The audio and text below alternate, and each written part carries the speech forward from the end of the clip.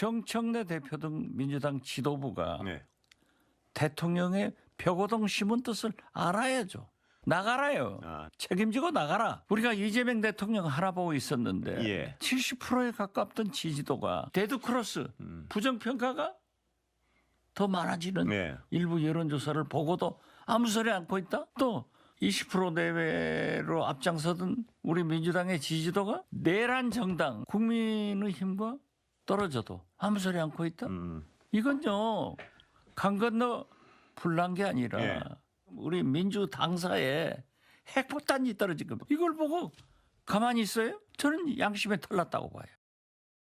박지원 의원이 핵폭탄이 떨어진 것과 같다라고 말했는데 저 발언도 거의 핵폭탄급인 것 같습니다.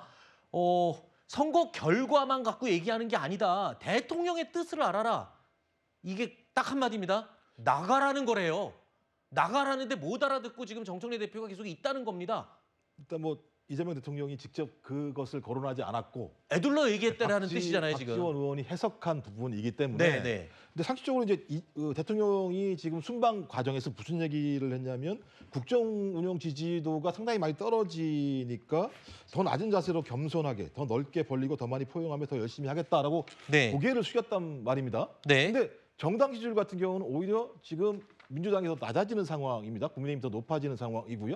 전 그렇다면 대통령이 국민에게 이렇게 반응했듯이 당대표도 여기에 대해서 반응해야 되는 거죠. 네. 그리고 이건 통상적입니다. 항상 그렇다는 게 아니라 대통령이 1주년 취임 기자회견에서 저 정도로 선거에 대해서 평가했고 상당히 많은 문제점을 제기했다면 당대표는 거기에 상응하는 입장이나 자기의 거취를 표명하는 것이 진짜 상식적이었었습니다. 지금까지.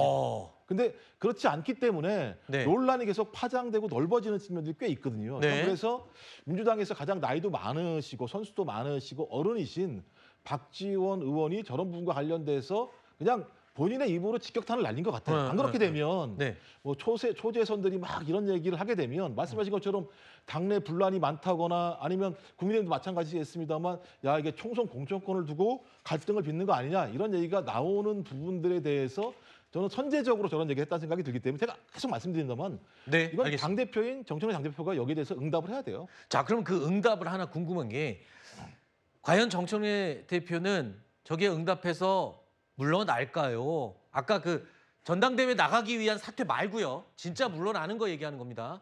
아니면 끝까지 버티면서 당권을 놓지 않고 있을까요? 어떨 걸로 예상하세요? 저거는 의미 없는 말씀이죠. 박전 의원의 그래요? 말은 아무 의미 없는 말이에요. 아, 저 말을 듣고 정청래 대표가 뭐 실질적 의미에 그만 불출마를 할까요? 저는 불출마를 안 한다고 보고 저건 출마 선언이었어요. 아까 말씀하신 거는. 네네. 그다음에 정청래 대표 입장에서 보면 본인이 사실 울고 싶은데 뺨을 대통령이 때려주신 거죠. 이 선거 책임, 질서 없는 선거를 졌다. 근데 정청래 대표 입장에서 보면 이 선거는 본인 혼자만의 책임일까요? 대통령이 국정을 담당하고 있죠. 정책에 대한 판단이 있고 이재명 정부 출범 이후에 첫 전국 선거입니다. 그다음에 대통령께서 SNS로 여러 가지 말들에 대한 평가가 민심이 반영됐다 이런 평도 있는 거고. 네. 그다음에 조작기소 특검 정청래 대표 입장에서 보면 자기가 좋아서 했을까요? 친명이 추진하는 거를 본인이 용인해 주는 꼴이죠. 그러니까 본인은 지금 억울할 수도 있는 거예요. 따라서 나는 왜 나만 갖고 그래 그런 입장인 것 같고 또 하나는 본인이 얘기할 때 민심, 뭐 국민 얘기하는데 그건 당원을 얘기하는 것 같고요. 당원을 상대로 해서 이제 결집력을 내렸다. 저는 이래서 선전포고를 했고 출마 선언을 했다 이렇게 보여집니다. 그렇군요. 자, 그런데요. 이런 가운데 어제요. 대통령, 이재명 대통령이 외신과의 인터뷰에서 이런 말을 했습니다. 자신도요.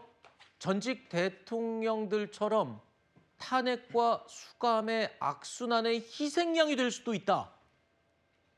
그리고 그 가능성이 상당히 높다라고 말했습니다. 영어 인터뷰였으니까 이 pretty high, 상당히 높다. 이렇게 해석을 했습니다. 그러면서 이 말의 의도가 도대체 뭘까 또 언론들이 막 해석을 쏟아냈어요. 좀 많이 해석한 내용이 이겁니다. 혹시라도 이런 일이 발생할 걸 걱정해서 지지층들을 향해서 좀 지지를 요청하는 목소리가 아닐까 이런 해석도 나오는데요. 저 발언의 의도는 뭘까요? 뭐 일단 이제 대통령께서 이제 지금 뭐 취임 전에 받고 있었던 재판들이 좀 있었잖아요. 네. 그래서 아마 그와 관련한 뭐 질문으로 의도를 좀 이해를 하시지 않았을까 싶은데. 아마 공소 취소와 관련된 질문이었겠죠. 네, 일단 뭐 네. 제가 알기로는 그 질문 자체는 이제 전직 대통령들의 사례, 이제 그런 사례가 워낙에 많다 보니까 대한민국에 네. 그 얘기를 하면서 나왔던 얘기라고 생각이 들고, 이제 본인이 이제 받고 있었던 재판 같은 경우에는 검찰이 이제 정치적 목적에 의해서 기소를 했다라는 그 문제의식을 분명하게 드러내신 것으로 보여요. 네. 네, 검찰이 어떤 정치적 동기와 목적 하에서 수사를 일방향적으로 몰아가고 결론을 정해놓고 수사를 했다라는 데에 대한 문제의식이 굉장히 크기 때문에 네. 그런 부분이 만약에 이제 정권이 바뀌게 된다라고 한다면 또다시 검찰이 정치적 동기나 목적에 의해서 휘둘릴 가능성이 높다라는 그 문제의식을 한 번 더 드러내신 것이라고. 그러면 보고, 원론적인 얘기라는 말씀이신 거죠? 뭐 그렇죠. 대통령께서 억울한 부분이 있다라는 말씀을 한 번 더 하신 것 같습니다. 네, 그냥 원론적인 얘기였답니다. 윤기찬 부위원장님 어떻게 생각하세요? 저는 원론적인 얘기 정치적 희생양이라는 단어가 큰 거죠. 네. 그러니까 희생양, 올바른 판단 받게 되면 나는 공소 취소가 돼야 되는데 희생양으로 가는 것은 그러니까 재판이 제기돼서 유죄 판결 받는 것은 잘못된 거다. 그러니까 가치 판단이 들어있는 거잖아요. 그러니까 네. 저거는 약간의 외국에 대해서 그런 홍보를 하시거나 또는 국내 그 국민들로 하여금 그런 인식을 갖도록 또는 뭐 여론조사 하시거나 그런 취지로 보여져서 바람직해 보이지는 않습니다.